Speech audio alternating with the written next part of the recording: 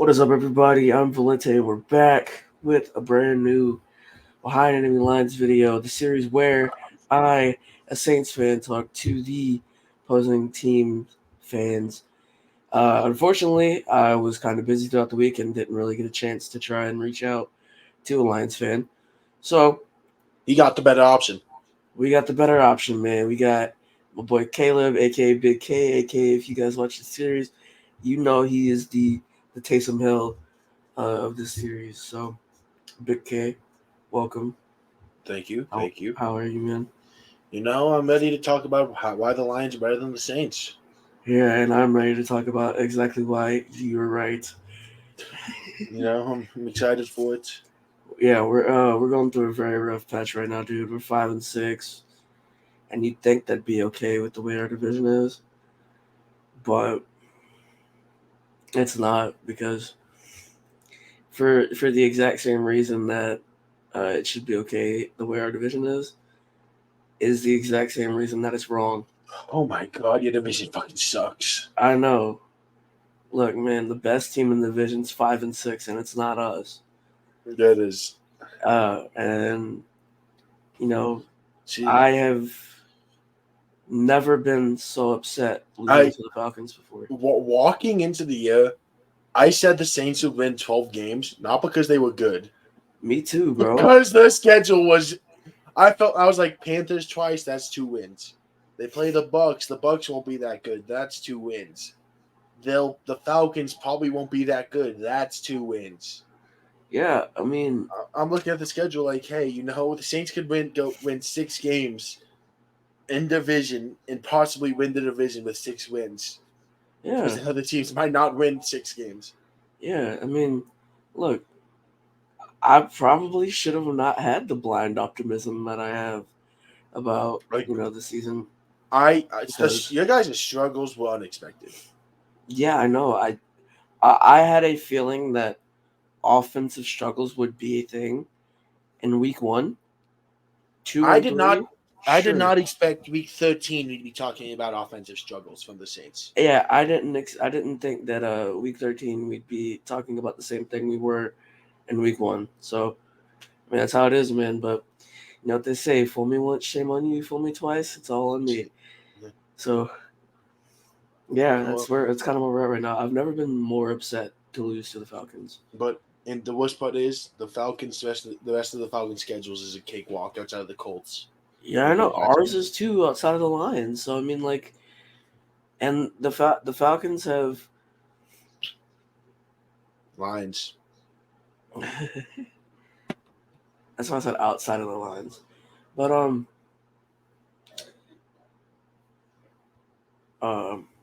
shit.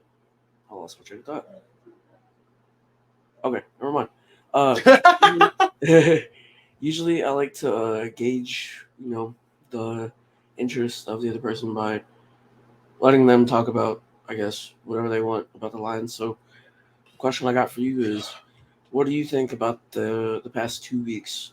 You know, against the NFC North. What do you So think about that? the last 2 weeks have been frustrating, and but I know. And first off, once again, I'm not an actual Lions fan. Of all the episodes I've been on, this is the one that fits the most, though, because I have been on the Dan Campbell bandwagon since his kneecaps quote before he started of how knock us down once kneecap, knock us downtown. We're gonna take the other kneecap, and we might walk out with the loss, but we're gonna make a fight out of it. And I was fully behind him because that's the kind of coach I love. And when the Lions team we've watched the last 2 weeks have shown that logic of, we're knocked down. Look back at the Bears game. You're fucking losing to the fucking Bears, and yet you're fighting still, and you end up winning that game because you don't give up. But then you Yeah, look at that Packers game, and they never gave up, and that's absolute credit to the team. The Lions never gave up, but it feels like we've escaped from what it felt like early on of the Lions felt like underdogs every game to, hey, we're competing for the number one seed in the NFC. Let's look at the Bears. Oh, that's an easy win. We don't have to stress about them. You almost lose, and that should have been a reality check of you guys had to fight your ass off to win that football game. And then it felt like that same methodology of we could have. It's the Packers. They don't have good receivers. They're not fully bought into Jordan Love yet. The defense has only been iffy. Rashawn Gary has had some injury issues. And they walked in there and got their ass beat. To put it frankly. Yeah, I mean, I feel as if kind of our struggles are the same. It's really internal. Well, the struggles are different. The struggles are different because with you guys, your offensive struggles can be. You guys can be pointed to the. You guys can be pointed to one person to possibly be your offensive struggle reasons, and that's Pete Carmichael. Okay, it's two people, but it's Pete Carmichael and Derek Carr. But you can. Here's the thing though. Derek Carr has been really good, and has done some really good stuff with not as impressive talent. But now he's with an offensive coordinator who doesn't feel like he knows how to call an offense. Who is probably in the bottom 3 of offensive coordinators in the league currently employed. With the 2 names you have to put in there being Eberflus. No, that's not the offensive coordinator. Why can't I think of the Bears offensive coordinator name? Getsy. It's in the names are Getsy and whoever the Bucs off. I can never remember his name, but the Bucs offensive coordinator. Leftwich? No, he got fired. I don't know then. If it's they hired a guy. They hired a guy this year who was the quarterback's coach last year for Seattle. I don't know. And they do not have a run game because of it. Yeah. But those are probably in my mind the worst 3 offensive coordinators in the league. Which just so happens 2 of the 3 are in the NFC. You said Pete Carmichael, right? Carmichael, Getsky, and who I'm gonna look up his name. Yeah. I'm not gonna disrespect them. It definitely is a little weird. It's like John something. I was talking to the Duck, Dave Canales. Oh, okay. I've heard that name before. He was the, if not Ben Johnson, he was one of the top candidates for an OC job last year. And he has not been it. But it's only year 1, so he could improve. But those have been the bottom 3 guys, and it shows if you watch the team so far. It's the Bucs, all this talent in the world. Oh, if Mike Evans doesn't make an outstanding play, it's not happening. And it feels like they don't know how to use their guys. If you look at the Saints, I said they had a top 5 receiver duo walking into the league. They did. And it has not shown. I said, hey, the Saints have one of the best running back duos in the league. It has not been shown. You look at the quarterback group. Derek Carr felt like it was time for him to finally, he wrote back at the end of the year in the Pro Bowl. Felt like Derek Carr was ready to take that next massive step. Guess what? He didn't. Mm-hmm. You have such a unique player in Taysom Hill. And it feels like he's not used as much as he has been. Yeah, I mean... It feels like he has a career low usage. You see him... It's what it feels like with what he's not getting as many QB snaps. I know you have Derek Carr now. Yeah, I mean, again, but like... He can throw the football. Yeah, I mean... It feels not very great according to some people, but... He's been relegated to just a tight end. If he's at tight end, and then if he's at quarterback, it's a quarterback blast, quarterback draw. They never throw a pass in there to make the defense stay honest. A very, very, very occasional pass. He has like 6 pass attempts. I thought I read 4. Is it 4? Let's Well, look it up. either way, I agree with you. Carmichael is what some would say is a domestic terrorist. I don't know. Domestic is the right word. He's a terrorist. There, he is a terrorist, and I wholeheartedly believe it because this dude has all the talent in the world in his offense. Yet a young receiver who are a really young receiver, 2 really young receivers. So Actually, he has 6 attempts this season, yeah, and that's thrown 1 incompletion. yeah, and that was a drop, I think. Yeah, and yet you do not use that to keep teams off honest. That's a no. One other team in the league has that advantage, but that guy's a rookie still, and you know exactly. I just thought about this. We have 2 of those guys. Yeah, Lynn Bowden. Lynn Bowden can throw a ball, man. Lynn Bowden can throw a ball. He can run the ball. I love Lynn Bowden. But the other guy is Malik Cunningham. You're probably jumping out of your seat a bit. Louisville guy. But the Patriots have packages for him. He's young, though. He's only 24, but he'll turn into that Taysom Hill type guy eventually if given the chance. Yeah. But the Carmichael can be pointed. But and then you look at the Lions' struggles. The Lions' struggles were early in the year. They didn't have struggles because of that mentality they had of, hey, you know, we don't have the best roster. We have the second best offensive line in the league, though. We have an outstanding running back room. Running this football, we're going to just have that underdog mentality. That defense, you could look at AV position and say that guy's going to play to the whistle. Mm-hmm. Especially with the safety room that was to start the year, Brian Vance and CJ Gardner-Johnson. I know you don't like him. But those guys play to the fucking whistle. They had 11 guys on the field who played to the whistle. This team the last 2 weeks does not play to the whistle because they think they have gotten everything they have by just being way better than they've won. And that's not the case. Yeah. You're probably the only person that I could talk to for 13 minutes without getting into any topics. But I looked to the top left. I'm like, shit, we're 13 minutes in already. Damn. Yeah. One thing I do want to mention about both teams is that while the Saints have one of the worst offenses in the league, they know how to drive it downfield, right? That's not their problem. We have a lot of red zone trips. We just cannot score in the red zone.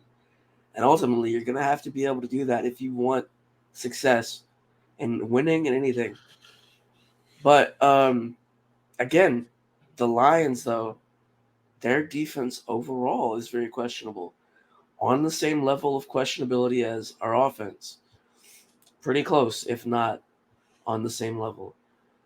The Lions, I think I was watching the NFL game preview, and I think they're like bottom 10 in like yards per game in red zone scoring defense or something like that.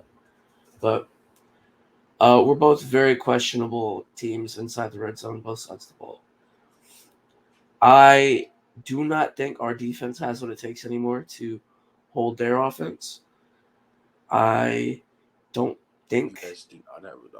I don't know if our offense has what it takes to take advantage of that defense, especially with some of the injuries that we're dealing with right now, which unusually I do not like talking about this the first time. This is the first time that I've mentioned it at the start of the video. It's such a massive factor this week for you guys. And our first topic that we're talking about is the injury report. So I'm going to zoom in on this right here.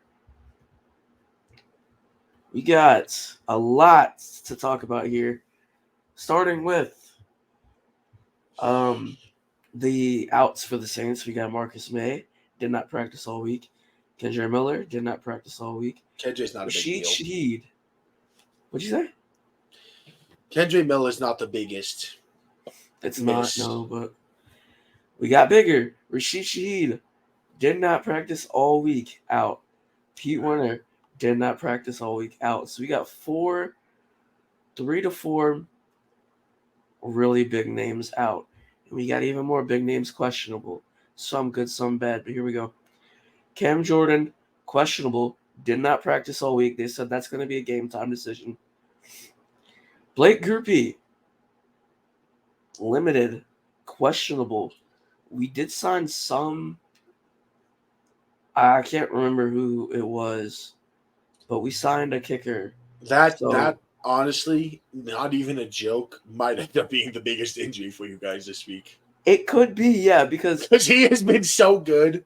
When you resort to tryouts for a kicker, that's when you know you're really into it. Because I feel like Lou Headley would be good at, our punter would be all right at kicking it, but I mean I don't know.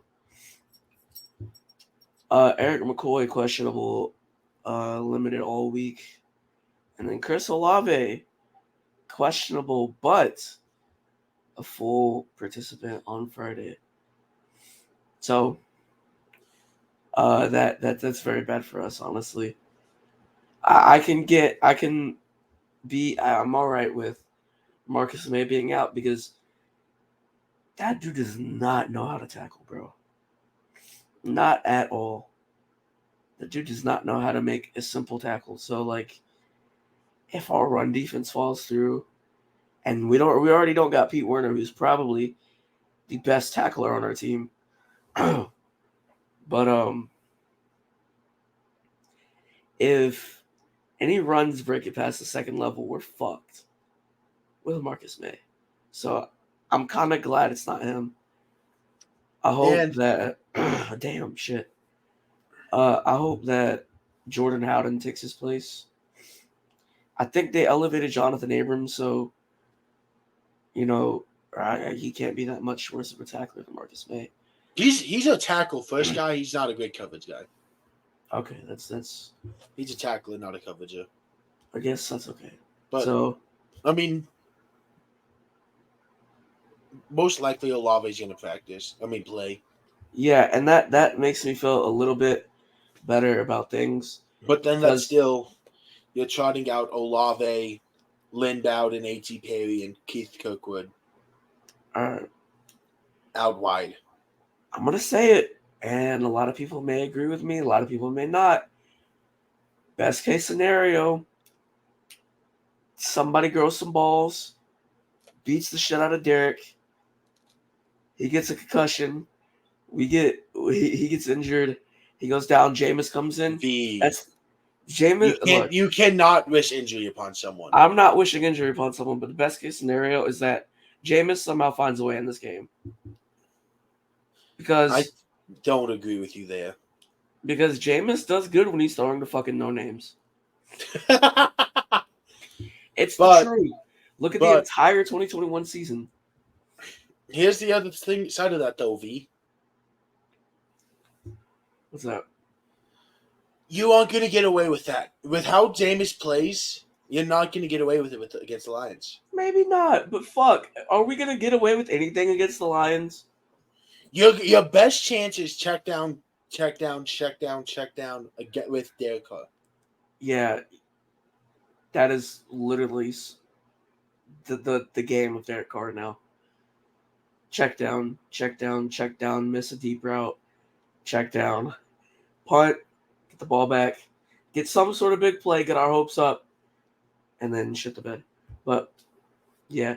On to the Lions now. What the fuck am I doing? All right. We got Alex Anzalone doubtful. Hendon Hooker's out, but he's back in practice. Okay. Shout out Hendon Hooker, I guess. Jonah Jackson questionable. That could be big. That's massive. But he'll probably play, I'm guessing. Probably. And then the rest are on there, but are playing. So, anything really stand out for them, I guess, to you? I mean, Anzalone hurts. He's a great tackler, great help in the run game, which could prove to be important with all your with all your injuries at receiver. But not the end of the world to lose Alex Anzalone. That's the big one. Ragnow's gonna play. Jonah's gonna play. Hendon Hooker's not gonna play. Yeah, I mean, I don't think he'd play anyway, but He wouldn't play anyways. No, but nothing massive. We'll see. The only time some of those could end up mattering is the day of the game, and if one of them goes down. That'd be the only way that injury report really massively affects us.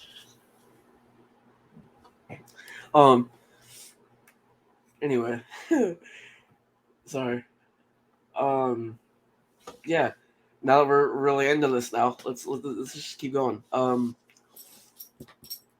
So obviously we talked about all of our grievances and shit with the Lions and the Saints. Obviously, I think this is going to be a really hard video to say anything positive about, but anyway, we're going to move forward. We talked about the injury report. I mean, probably. It all just depends on like where we go. But, is that Shallow? Yeah. Get up here, Shallow. Shallow, come here. Come here, Shallow. I'm trying to see Shallow. All right, anyway. What's good, buddy? Did I see him? No, he didn't pop Is he on blowing camera. into the chair? All right, anyway. No, he's laying on the other side. Oh, okay. Well, I guess since we're talked about the injury report, we're gonna continue on with what are the keys to victory for the Lions. The key is quite simply start off fast. We have 20 total first half points in the last 2 games, which may sound like a lot until you realize 14 of those points are against the Bears in the second quarter. Yikes. We scored 6 points in the first quarter against the Packers, and we did not score in the first quarter against the Bears. And that is the Bears and the Packers, not exactly known stoppers. We cannot have these slow ass starts. The mentality is, hey, we're Detroit. We're hard nosed. We work. We show up. We're the underdogs. We might not be the cleanest. We might not do stuff the cleanest, but we're gonna play our asses off. And frankly, this team has felt like they were the 07 Patriots. Walking in thinking we're going to have everything handed to them. And the fact that you say we're the Lions was going to strike fear into people. No, you have not earned that right. Especially in division games. And the Saints are a team that, if you do not take seriously, frankly, could easily slap you in the face 2 or 3 times to wake you up. Yeah. I was going to say, I wholeheartedly agree with that. They need to start fast because we definitely won't. And if you're not starting fast, you're giving us a chance to wake up. It's usually on us. It's always on us. And we, since I think the Texans game, we've been that team that starts slow on defense. So, I mean, if you don't come out there and start quick, you're going to give us a chance to warm up, to be ready. And that, I don't think that's a team you want to deal with. I don't think you want to deal with the Saints defense. That's actually like on top of their game. But yeah, and that's kind of pretty much my key to victory for the Saints is, I mean, take advantage of the slow starts that the Lions have. You know, you can wake yourself up and hopefully, you know, give yourself more offensive opportunities. And who knows, the kicker that we signed to the take over for Blake Grupe for the week, maybe give him 5 field goals and have a 15-0 lead going into halftime. You guys will not get a chance for 5 field goals in a half. Yeah, no, definitely not. But like, if I need to go get on my fantasy football apps, drop whoever the fuck I have at kicker, It's signed. Sign It's signed whoever the fuck Ruby. kicks. Sign whoever the fuck kicks for you this week. If you're gonna Yeah. kick 5 field goals in the first half, and I give that at least 15 fantasy points, Yeah. and then the second half's an added bonus, I will fucking happily. Imagine You 30 points all from a kicker. All on 60-yarders. Yeah. He's Justin over here Tucker type bombing shit. 60-yarders like it's Justin warm-ups. Tucker type shit. Yo, Justin, we need you this game. I got you, G. Justin Tucker's just shapeshifted into whoever the fuck is kicking for us this week. He's on a bye week. Yeah. He don't like us though, man. Racks on racks and shit, you know. Everyone would notice if Justin Tucker's the easiest kicker to recognize. Right. Like if this random kicker for the Saints just started busting 60-yarders, like either that kid's getting drug tested or the moment he kicks a 20-yarder and it clears the nets, everyone knows who it is. Yeah. There's no way Justin Tucker would have to dial it back so much for it not to be so fucking obvious it's him. Yeah. Why are we talking about Justin Tucker? Because we were talking about the kicker. Okay, yeah. And then I mentioned I know that, but like, and then what does any of this have to do with Justin Tucker? And then I mentioned Justin Tucker is on, and he just starts busting shit, 30 points a game. God damn, Shiloh. I agree with you, Shiloh. Shiloh, wake the fuck up. I agree with bro. His foot is in my. Oh, he leaves now. Oh, I saw him. He saw left to go. At least. Yeah, he went to go lay down somewhere else. Thankfully, my leg was starting to hurt.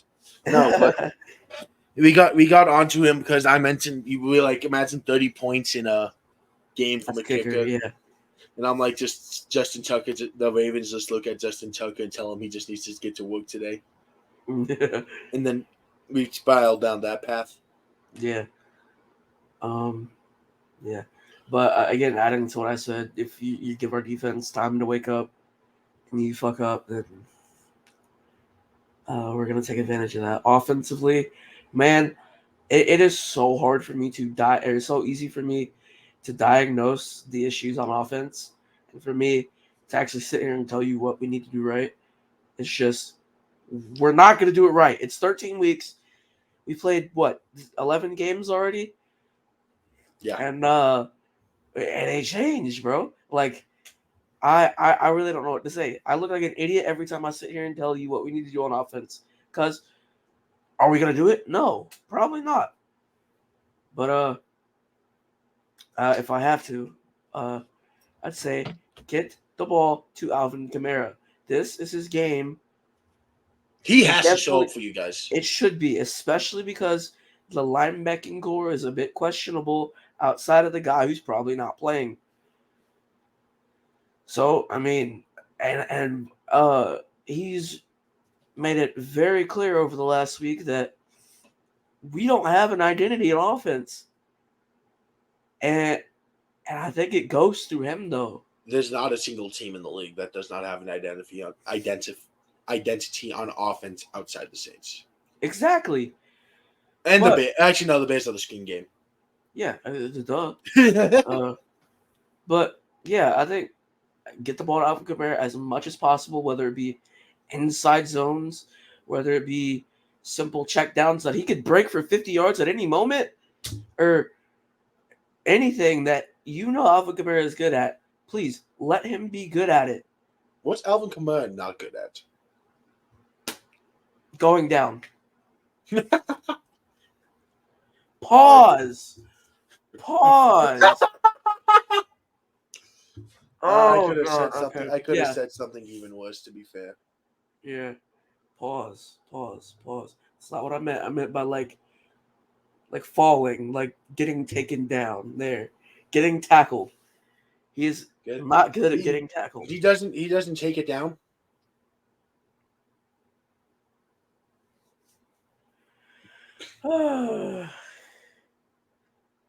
He's not good at getting tackled. There. Pause.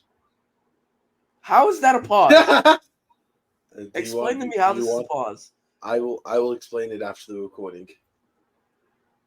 Because my name isn't Edge and I'm not making this rated R. That's a bar. That's a bar. Well, All right. Anyway, so yeah, moving on from that, we're gonna talk about breakouts, man. Who do you got? we've done injury report and dream scenario. We haven't done nightmare. Am I missing something?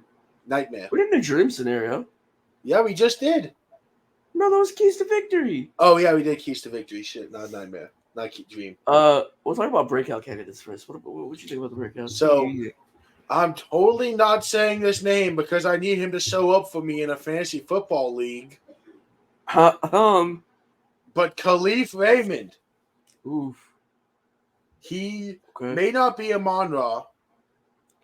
He may not be Marvin Jones. No, Marvin Jones isn't. Whoever I cannot. Josh Reynolds. Josh Reynolds. He's not Josh Reynolds. He's on number 3, Okay. number 4 guy, depending on the game.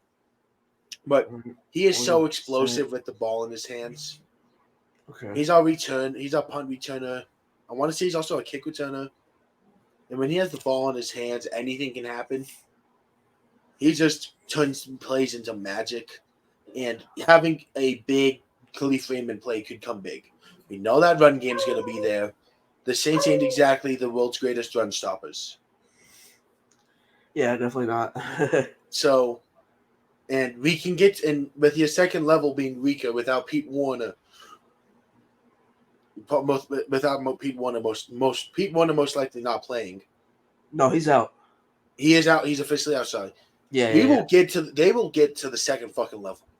Yeah, we'll definitely allow like 5 yards of carry. Only 5? It could be at least. Look, it's either David Montgomery's getting to the second level and getting 6 yards, or Jahmyr Gibbs is getting 3, 28 yards, 3, 42. Because Jahmyr Gibbs is. You're right, because our defensive line is old, and if you run on them a few times, get a couple first downs, they're fucked. Yo, bro, Cam Jordan has a portable oxygen tank as his jersey. He's not even playing, probably. Oh yeah, he's doubtful. Wasn't he questionable game time? Questionable leans charge. He's gonna play. Yeah, but he didn't practice all week. Then it would have been doubtful. Dennis Allen said they're bringing it down to the very final minute. Then they probably would have put him down as doubtful if they thought there was a better chance he's not going to play. This is the same guy who's missed like 2 games in his career. One was COVID, and the other was a freak eye injury that didn't even happen because of football. Max Crosby's tougher. How long has Max Crosby played? Did you know Max Crosby was in the hospital last week, in the middle of the week, because he had bacteria in his knee? I didn't know, but he had bacteria in his knee. Was in the hospital. Had to be rushed to the hospital. His knee was twice as big as his other knee, and he still played on Sunday. Okay. That is how tough that motherfucker is. What does this got to do with Cam Jordan? Because Cam Jordan's not as tough as Max Crosby. You don't got that white boy at DNA.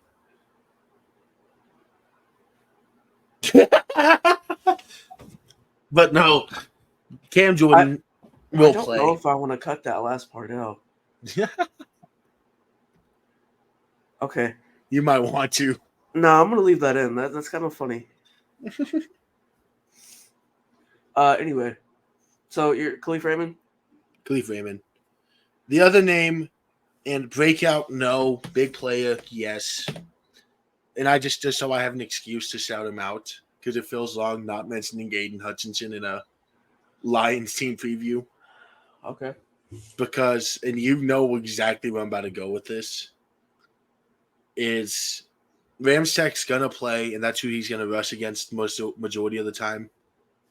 But Aiden Hutchinson has that Detroit logic of, if that whistle's not blown, I'm not stopping.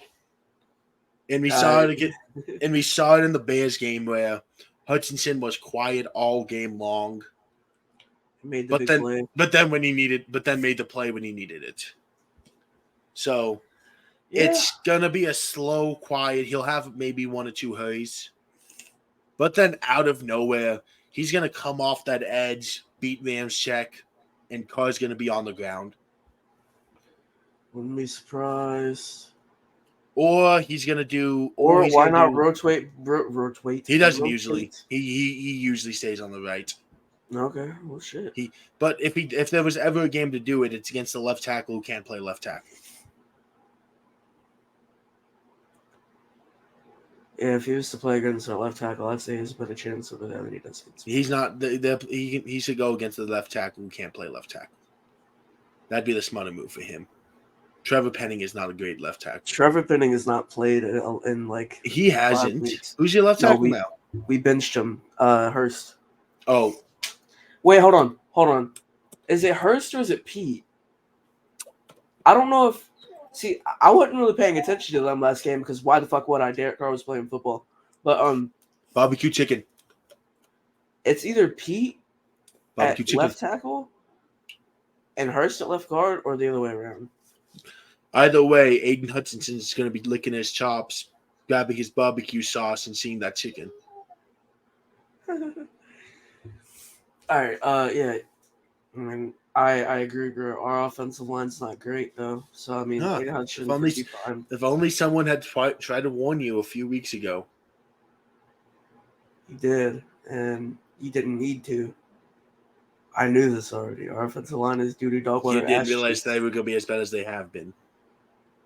They were much worse at during the first 4 games of the season. They have been for this entire past 10, probably. They're not good. No, they're not. They've done a lot better though. Last week, I don't even think we let up a sack at all. Week before, I believe it's the same. Well, to be fair, the Falcons aren't exactly a pass rush team. No, No, we're not exactly a pass block team either. Bro, name one good pass rusher they have on their team. Name one good pass blocker we got besides Ryan Ram. Name Eric McCoy. I don't think he played. You said on the team. He got hurt. Eric McCoy's a pretty damn good pass blocker. He is, but he got hurt. You said name one more on your team. I said it. I named one. Fine, you win. But look, the Falcons are not the team you expect to be putting. I might pull up. No, I am. We'll pull up how many sacks they have on the year. They have more than us. I doubt it. Way, while you're doing that, I will say my breakout candidate I'm going to do on offense and defense because that's a trend recently. Offense, I really don't want to say this because I don't like the dude, but my offensive breakout is Lynn Bowden Jr. Yes, because we saw this questionable run defense that Atlanta showed, and we got him the ball in a jet sweep, and he took it for 30 yards. Derek targeted him a couple of times. He didn't reel in the ball. That is on him. But I think that he is a lot better than that. And I think he should get some targets this week. I think that he'll push through and he'll be the breakout for us. Not saying that he'll lead the team in receiving yards or even rushing yards or whatever, but he should 1,000,000% do better than expected. Now for defense, I can only really say one person. That is. Actually, no, I could say more than one person, but it's not a defensive lineman. It's not a linebacker. Are you gonna say what I think you're gonna say? Who do you think I'm gonna say? Is it Paul? Is it a Devo? No. Is it then? Is it Abram? Alante Taylor? Nope. Ty Man? No. Honey Badger? It's the same person. No. Is it Laddie? He's on injured reserve.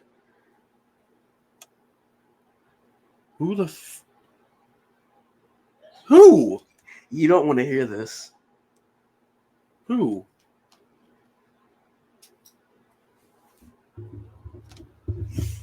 Who is it? Isaac Yadam. No. No. Hear me out. Hear me No. out. Hear me out. No. Hear me out, buddy. Look, I don't listen to delusional people. let me talk to you. Yeah. Yeah. All right. Anyway, look. During weeks 1 through 4, Yadam played a significant snap count in all of those games. Week 1, he made an incredible play that led to a Marcus May interception. He had incredible awareness on that deep ball by Tannehill, and he batted it down straight to where Marcus May was going to be because he knew he couldn't make the play himself. He didn't need to be Superman. He let someone else do that. Week 2, we played the Panthers. I think we actually had a Deebo and Lattimore that game, so he barely played, but he played really well on special teams. Week 3,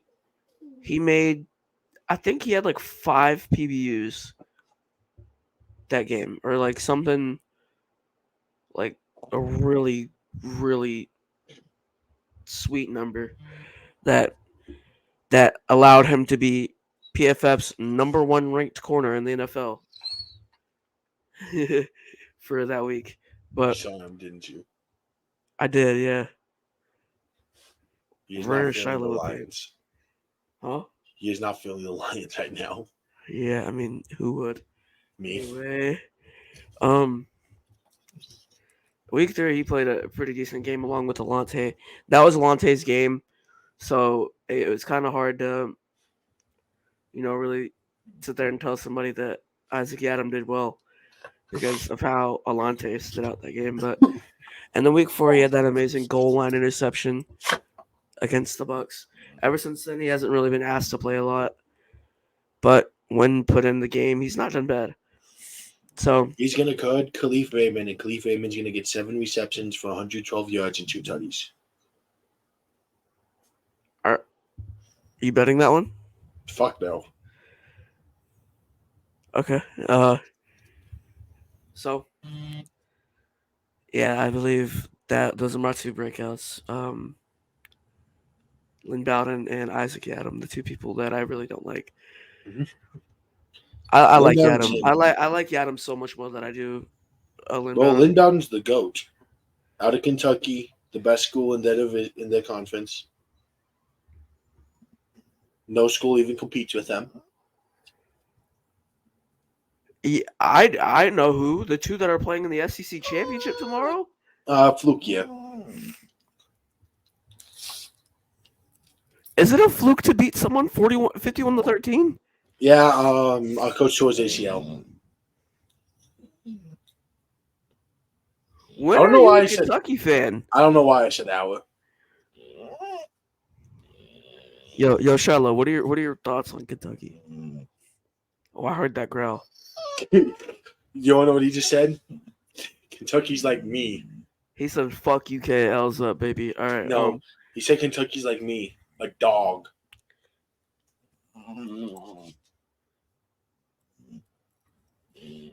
Okay. Anyway. He had to mute to laugh, but look, Shiloh, you're wrong. It's always fuck UK, L's the fuck up, baby. Yeah.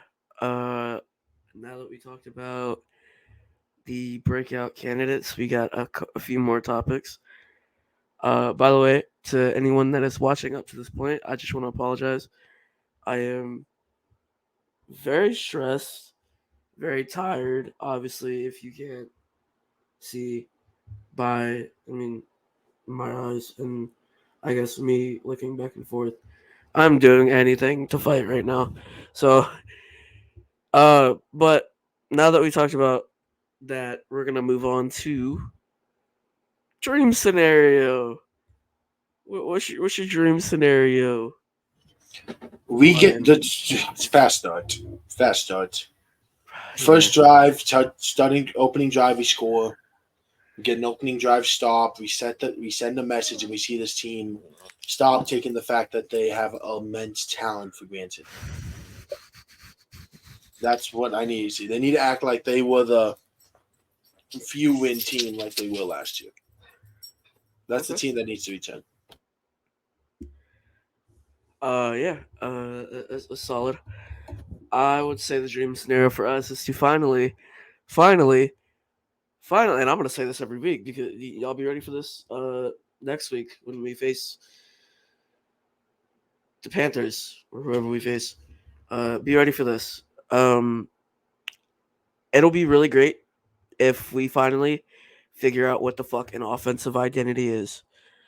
If we finally figure out what the definition of offense is, uh, scoring touchdowns in the red zone, uh, defensively, again taking advantages of the slow starts that the Lions have, and just allowing yourself to catch up and I guess just be fully prepared, as Jameis's trainer would say. He would just tell him to be prepared. They won't be prepared. Oh, They will not be prepared. they definitely won't. And They will. I sadly gotta admit this because I mean any Dennis Allen coach team, are they even really prepared? But Hire Big K. hi Pickett. I mean, I would love to have you as our offensive coordinator, bro. You are definitely way better than Pete Carmichael. Just joking. You're probably not, but it definitely cannot get any worse than Pete Carmichael. Bro, you're not ready for halfback dive into halfback's alignment. I see what you cook up in the MFML, bro. Hey, I cook up. Yeah, I mean, we'll see. But yeah, I don't think any Dennis Allen coach Saints team is ready for anything. Honestly. We talked about dream scenario. Now we got to get to nightmare scenario. So, what does that look like for you? We get a slow start, and the Saints offense finds their identity on that first drive. Wow, it's almost like my dream scenarios, your nightmare scenario. I mean, because quite frankly, that's what it is. Is hey, we have enough. They have enough. We have the Lions have more early interceptions thrown by Goff after having one of the longest stretches in the history of football of Yeah. not throwing a pick, and then the Saints go on to score a touchdown for the first time in over a week, and they played Yeah. last week. Derek Carr throws a dart downfield to Lynn Bowden Jr., who mosses whoever the corner is back there because Lynn Bowden Jr. is him.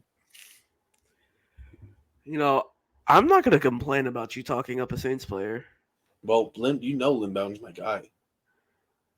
but he's also a Saints player. Yeah, he's gonna be a Bronco next year. I won't complain. We'll take him. We'll give you Adam Trotman. Why the fuck would I want him back? Because I don't want him. And why do you think he's on your team? Because we didn't want him either. It's fine. We'll give you little Jordan Humphrey. No. Fine. We'll give you.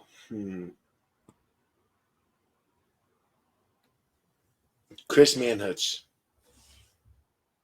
Let's get real, bro. I want Sean Payton back. Give me Sean Payton back. You said you don't like him anymore. I know, but like, mine. I may not like him, but I like winning. He's ours now. Yeah, I'll take the second round pick. First and second round pick. You only have a second. You don't have a first from us. We had. That's how we got Brian Mazzee was your first. Oh, you wasted the first. I'm sorry. Yeah. What? You heard Buddy, me. what? Bust.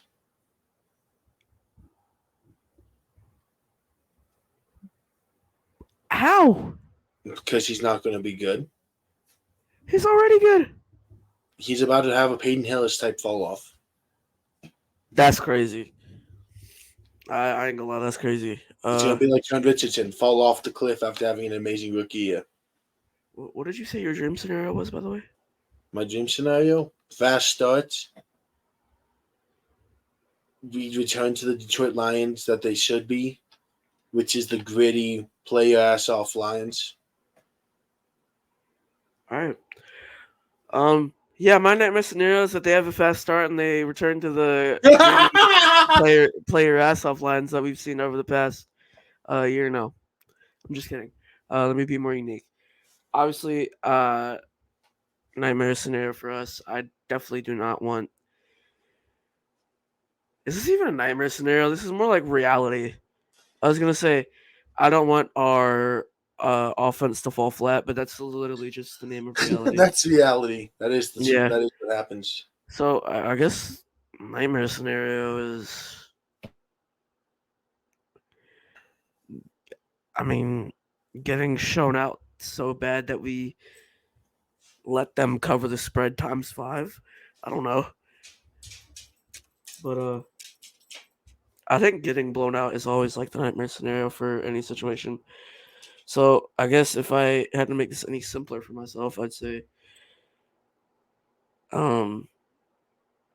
just let them control every aspect of the game.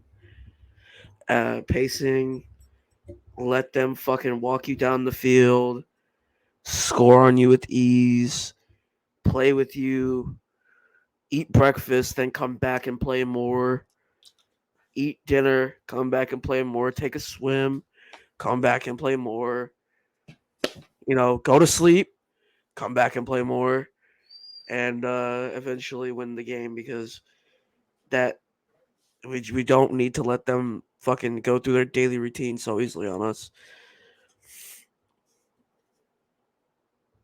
What is that supposed to be? It's a Jameis Winston meme. And it's not a W. That's what he was doing. No, he did this. W. Not this. What is this? He was You doing trying to eat a this. gun?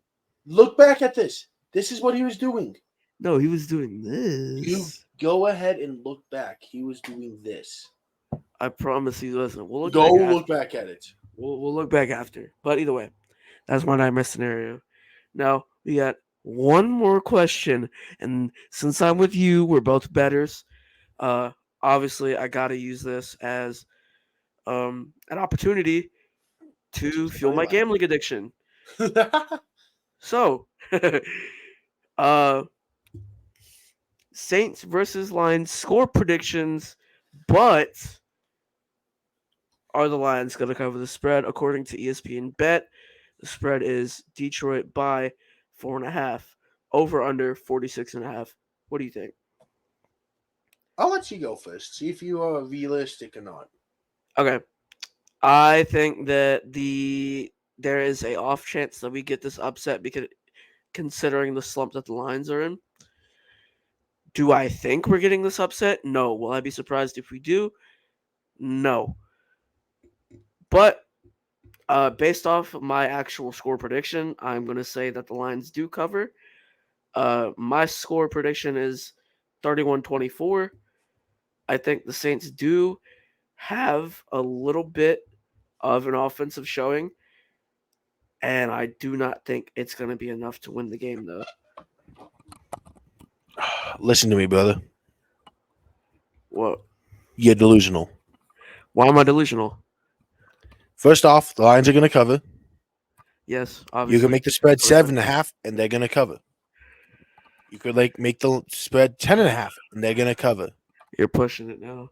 You could make the line 13.5, and they would cover. You could make the line 15.5, and guess what? They would cover. The final score from what's the game? Is it in New Orleans or at Detroit? New Orleans. The final score from the Superdome. Wait, are they the Superdome? Yeah. Oh, am I tripping? Okay. From the Superdome, your New Orleans Saints are going to score 20 points. which will consist Better of than 2 last week. touchdowns, which in one of them will come in the late fourth quarter In when garbage the game's time. put away.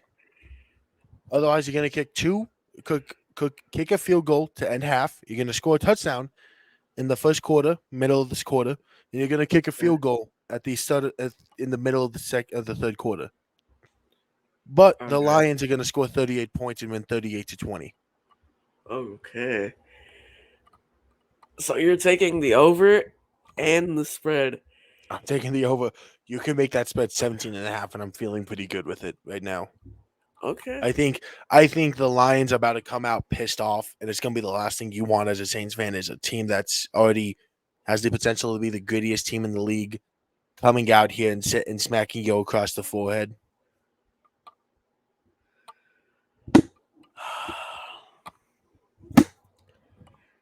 You know, I'm totally not opposed to it because I'm kind of at the point in the season where I'm really okay with whatever result happens. If we lose out for a top pick, I'm okay with that. If we continue to try to make the playoffs and successfully make the playoffs, I'm okay with that. Me personally, I'm leaning more towards the playoff thing because I've yet to see a playoff game in the Dome, and I want to do that so bad. I want to experience that, especially because I've been to 2 home games in the Dome. Both were season openers, but uh, I wanna go back to the Dome because I can tell you now the Saints are not in for a good few years after this one.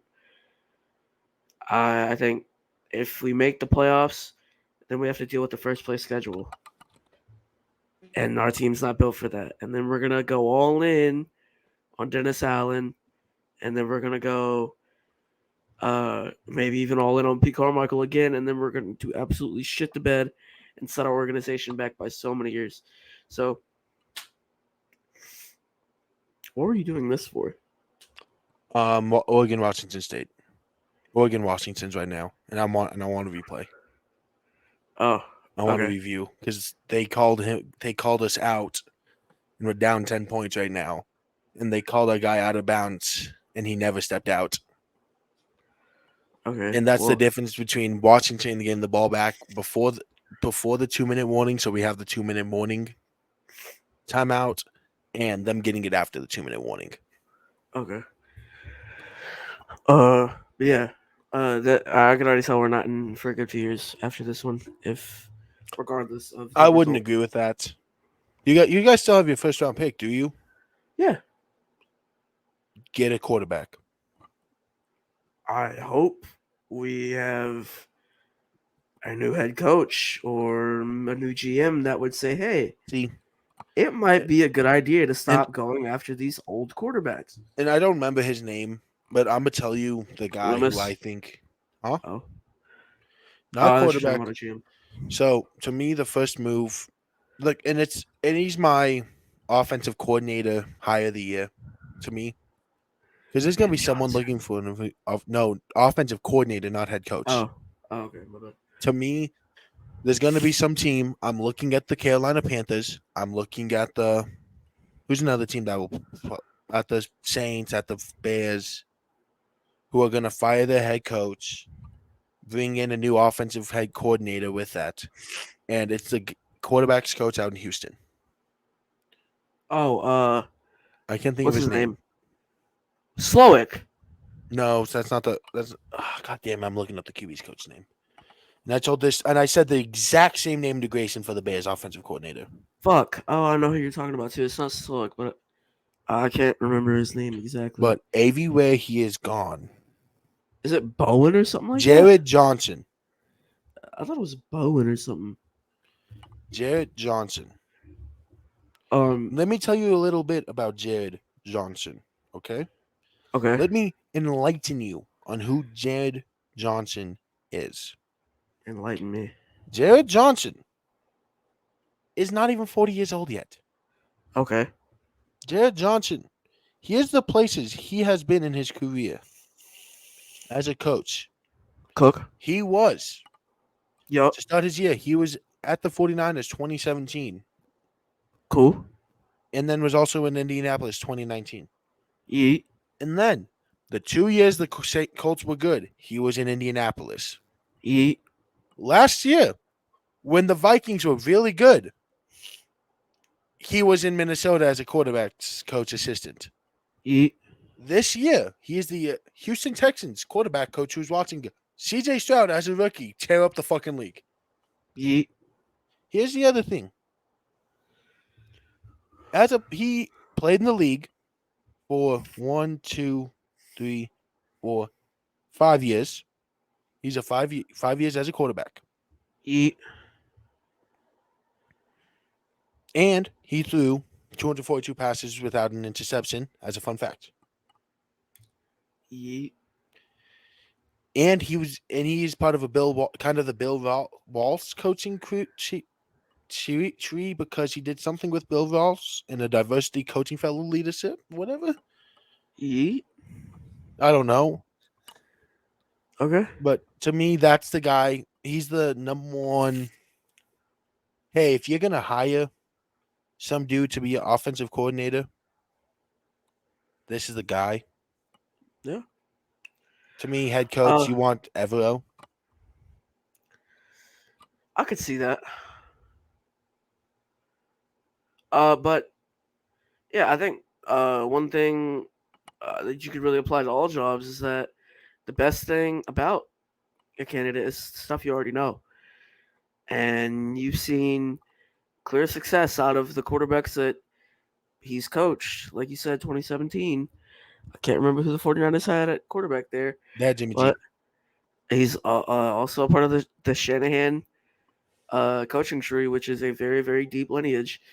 I know I said lineage like we're talking about the fucking bloodline, but you said the Colts in 2019? Hold on. That was the year Jimmy G got hurt after he was. I'm pulling up the 2017 49ers stats. Well, tell me it was like some fucking. The 49ers team was not the greatest. Jimmy G ended up getting hurt after starting 5-0.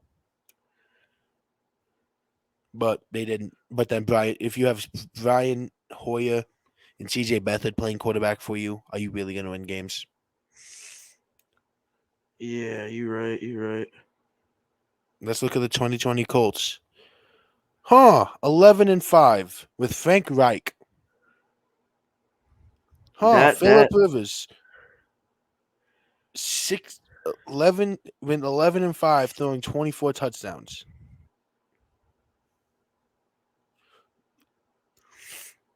'21 Colts. 9-8. Not as great. Carson Wentz, right? Yep, with Carson Wentz. And that was like the 27-7 year for Carson Wentz. 27-7. Yeah. Not bad. All in that last game, they would have made the playoffs, but Carson Wentz showed exactly why he's not on the team right now. Because he was great all year, and then the last game he threw like a 2 on the 2-yard line, just threw a ball up on first down. Yeah, like, it's at the line of scrimmage. Yeah, what's it called? Titans, right? Yeah, I want to say, but it was a horrible decision. But yeah, I could definitely see us going out and get a guy like that who's not really experienced as a play caller, but has definitely uplifted the quarterbacks that he's played with. And here's the other thing: you look at what team he's on now. He's seeing that play calling action. He's seeing what it looks like. Last year with Minnesota, he didn't see what that looked like. Kevin O'Connell calls his offense. Right. This year, he's in Houston, and D'Amico Collins is not calling that. D'Amico Ryans, Jesus Christ, is not calling that the offense. Slowick is, and I know that Slowick definitely has Mr. Johnson in on some things, especially because it's ran by CJ Stroud. So, not to mention, I really don't think CJ Stroud would be as good as he is without the offensive staff that he's got right now. He's incredible, don't get me wrong, but every good quarterback has CJ Stroud was set up for so much success. Exactly. Great head coach, good offensive coordinator, the right veteran in the room with him. And the best thing about it is that it's all new to all of them. What happened to Oregon? Washington just got a first down. Damn, is it Jover? We have one timeout and there's 2 minutes left. So if we All get right. the ball back, it's probably down 6 with less than 40 seconds left. Yeah, Chad, it's Jover. Fuck! I need you guys to win tomorrow. It is. We'll talk Must about that win. later. Let's finish this out first. Sorry, I am depressed, Osito, cuz Yeah, you're not making the playoffs, but sorry, it's true. Sorry. all right, let's just finish Anyway. this. Anyway, what? Yeah, I can, especially because it's so all new to them as well. Everybody, pretty much everybody in that room right now, wasn't there last year. D'Amico wasn't, Sloak wasn't, Johnson wasn't, CJ wasn't. It's all new to them, and they're making it work. So, I mean, you got to give kudos to everybody there. I'm curious to see where we go with our offensive play calling next season because I know damn well Dennis Allen doesn't have fucking balls to make any sort of changes to try and succeed.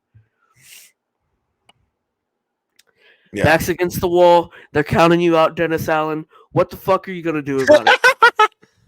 What the fuck are you gonna do about it, Dennis Allen? He's gonna do nothing. Back against the wall. Nobody believed in you. Nobody still believes in you. Back against the wall. You're fired if you don't do anything right. You could do so many things. And you know what? Even if it doesn't work out, even if Ronald Curry or Doug Marrone or whoever it may be takes over the offensive play calling, when you give it to them, even if it doesn't go right, you at least had the guts to try and make it right. Because you know what? You don't do it, you're out. You do it, you may be out. No matter what, it is a lose-lose situation for you. So have some fucking nuts, Dennis Allen, and please make some change because we all fucking deserve it. All right. There's not gonna be change. I know. I just thought I had to do that. All right. Well, anything else? No. So I want to thank all of you for joining. This It's Big K goes long. Yeah, I don't think there has been a single episode that you've been in that's went under an hour. Now. I think it's like Geek with David Miller on Scuffed Ass. Yeah, is it Scuffed Ass or Scuffed As? I have no idea. It's one of the two. But he told me that the only episodes to ever break every episode Miller's on has broken 2 hours on the podcast.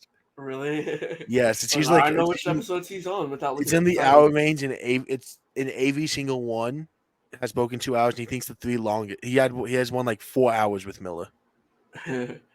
Yeah. Thank you all for watching, Caleb. I appreciate you joining me. Of course, and always. helping me with this. Hopefully next week we'll have a Panthers fan. I think that's who we play. Hopefully next week we'll actually have a Panthers fan this time. I completely missed that episode last time, so it's gonna be fun. No, we're still fresh. No. Yes, because I remember stroking off Evero. We were stroking off Evero in the Packers video, though. Oh yeah, there was the Packers video. But yeah, it's gonna be nice to still be fresh about the Panthers. And yeah, so thank you all for tuning in. If you haven't already, make sure you drop a like, sub, turn on notifications for all future Saints content. And yeah, we're out. Peace.